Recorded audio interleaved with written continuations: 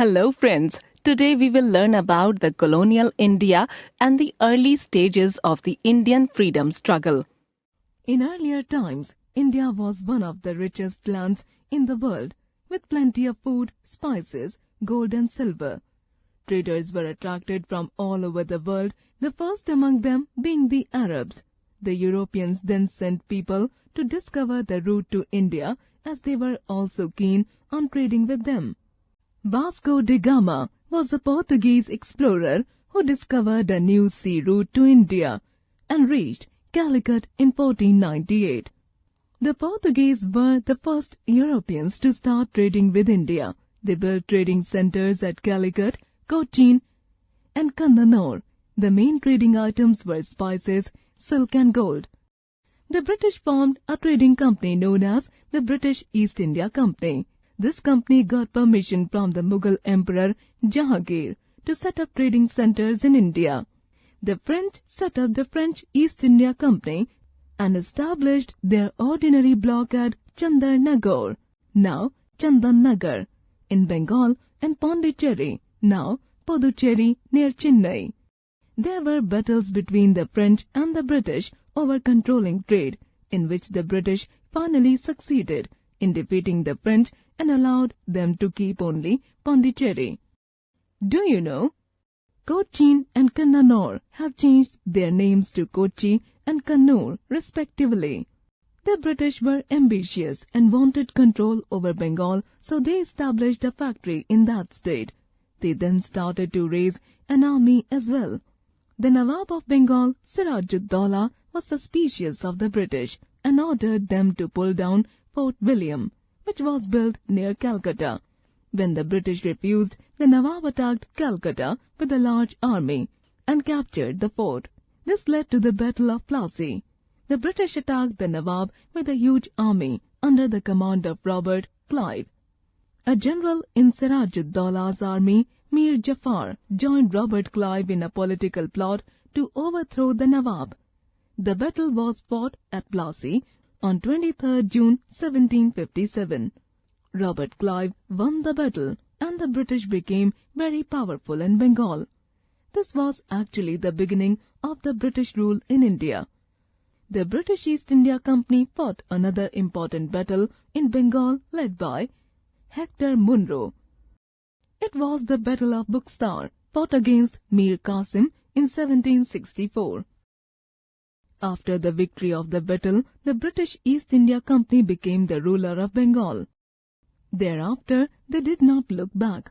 From 1764 to 1857, the British East India Company was able to conquer most parts of India. They fought many battles and adopted various policies to defeat the Indian rulers one by one. Amazing fact, the British called India their jewel in the crown and were not willing to leave the country. They fought battles and tried their best to hold on. Subsidiary alliance. The British adopted policies that brought the Indian rulers under their control. Lord Wellesley introduced the subsidiary alliance. Under this alliance, the British East India Company would protect the Indian rulers from outside attacks and internal revolts.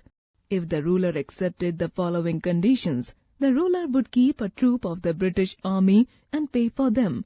He would not enter into an alliance with the others without the permission of the British. Many rulers accepted this, but later on they realized their mistake and wanted to get rid of the British. Doctrine of lapse. Lord Dalhousie enabled the British to take control of any state if its ruler died without leaving a natural heir, as they were not permitted to adopt a son. Jhansi, Nagpur and Satara were annexed under this doctrine of lapse. The Revolt of 1857.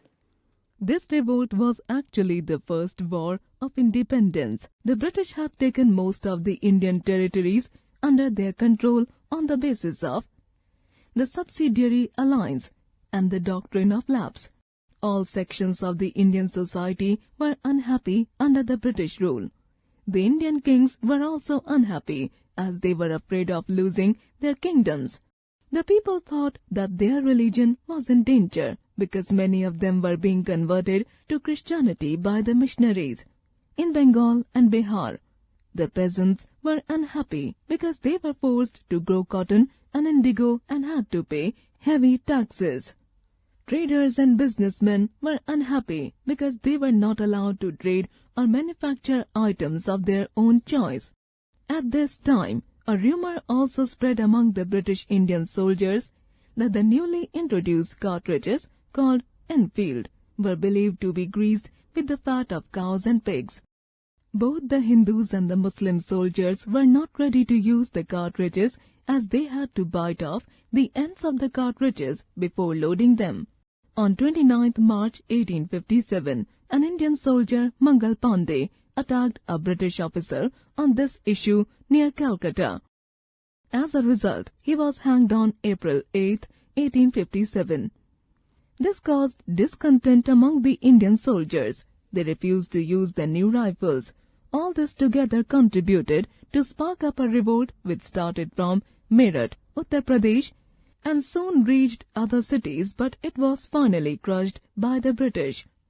Discontent among the Indians. There was a great discontent amongst the Indian weavers about the British policy. The cotton and silk weavers were forced to sell their products only to the British at a very low price. If they disobeyed, they were severely punished. Many weavers lost their jobs as the Indians were forced to buy the cloth manufactured in Britain at a higher price. The rulers of the Indian states were in constant fear, as they did not know when they would be attacked. There was a large difference between the salaries of the British and the Indian soldiers. Many soldiers were dismissed when the states were taken away from the Indian princes. There was unrest and the Indians grew unhappier with the British and complained against the ill treatment meted out to them. Main heroes of the revolt. The people who headed the revolt were Rani Lakshmi Bai of Jhansi, Nana Sahib Tatya Tope, Kunwar Singh, Begum Hazrat Mahal, Rao Tularam, and hundreds of others who fought against the British. Bahadur Shah Zafar, the last Mughal emperor, was made the leader in the revolt by the soldiers, but he was exiled to Burma, Myanmar, where he died later. Causes of defeat. The revolt was not well organized, so it could not spread to other parts of India. Bahadur Shah Zafar proved to be a weak leader. People were not fighting for a single cause, forcing the revolt to start before time. The Indian soldiers neither had enough money nor enough weapons to continue the revolt. The British policy of divide and rule was also a major cause of the Indian defeat. The end of the British East India Company. The revolt of 1857 was a turning point in the Indian history, as the rule of the British East India Company came to an end and India came under the direct control of the British Crown. So friends, till now we learnt that the 1857 revolt had ended the rule of the East India Company and India had come under the direct control of the British Crown. The 1857 revolt had a great impact on the British government. This revolt was the first revolt of independence. Now we will discuss the political changes that took place till the First World War of 1914. The establishment of the Indian National Congress. The Indian National Congress was founded by A.O. Hume in 1885. The first session of the Congress was held in Mumbai, in which W.C. Banerjee was the first president. In the beginning, the Congress was not anti-British, as it was a political party set up with English-educated Indians as members, who allowed Indians to have a greater say in running the country, and to give more opportunities to them. The aim of establishing it was to prevent another uprising like that of 1857 against the British, gaining sympathy of English-educated Indians towards the British Raj. But over the next few decades, the Indian National Congress started developing its own views. As more and more people began to join it, it started criticizing the government policies. Some members of the Indian National Congress wanted to participate in lawmaking and administration. They were referred to as the moderates, and though persuasion they used to highlight their demands. Some noted moderates were Dadabhai Nauroji, Gopal Krishna Gokhale and Vomesh Chandra Banerjee, W.C. Banerjee. Another group of the Indian National Congress wanted self-rule. They wanted the British to accept their demands. They were referred to as radicals extremists. Moderates believed in discussion and appeals, while the extremists did not believe in appeals, but favored strikes and boycotts. Do you know? The three extremists, Lala Lajpat Rai, Bal Gangadhar Tilak and Bipin Chandra Pal, were popularly known as Lal Bal Pal. Tilak declared, "Freedom is my birthright, and I shall have it." Social reformers. During the colonial period, reforms began in every field such as social, religious, economic and political. The educated Indians felt that social evils and practices like the caste system, infanticide, sati system, child marriage, and not allowing widows to remarry were evils that divided the society and did not let it progress. The Indian religious reformers also realized that removal of outdated religious customs and superstitions were essential for the development of Indian society.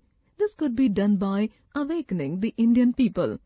Several reformers like Raja Ram Mohan Roy, Ishwar Chandra Vidyasagar, Dayanand Saraswati and Said Ahmad Khan fought against these social and religious evil practices. Two well-known organizations to fight social injustice were the Brahmo Samaj and Arya Samaj. Let us summarize. A Portuguese sailor, Vasco da Gama, discovered a new sea route to India in 1498. Portuguese, British, French and Dutch traders arrived in India to establish their trading companies in India. British East India Company was established in 1600. The British were successful in establishing their trading centers in India. The British won the Battle of Plassey and the Battle of Buxar. This led to the establishment of their rule in Bengal. By 1856, most parts of India were directly or indirectly under the control of the British East India Company. The subsidiary alliance and the doctrine of lapse made Indian rulers powerless. The revolt of 1857 was started from Meerut. The immediate cause was the introduction of new cartridges in Enfield rifles. Bahadur Shah Zafar led the revolutionaries. He was exiled to Burma, Myanmar, where he died. There were many causes for the failure of the revolt. That is, weak leadership, beginning before time, and no single cause for fighting. The revolt of 1857 was the turning point as it brought to an end to the rule of the East India Company. India came under direct control of the British Crown. A.O. Hume founded the Indian National Congress in 1885. Swadeshi and boycott movements were launched against the partition of Bengal. Two new groups emerged within the Congress, radicals and moderates.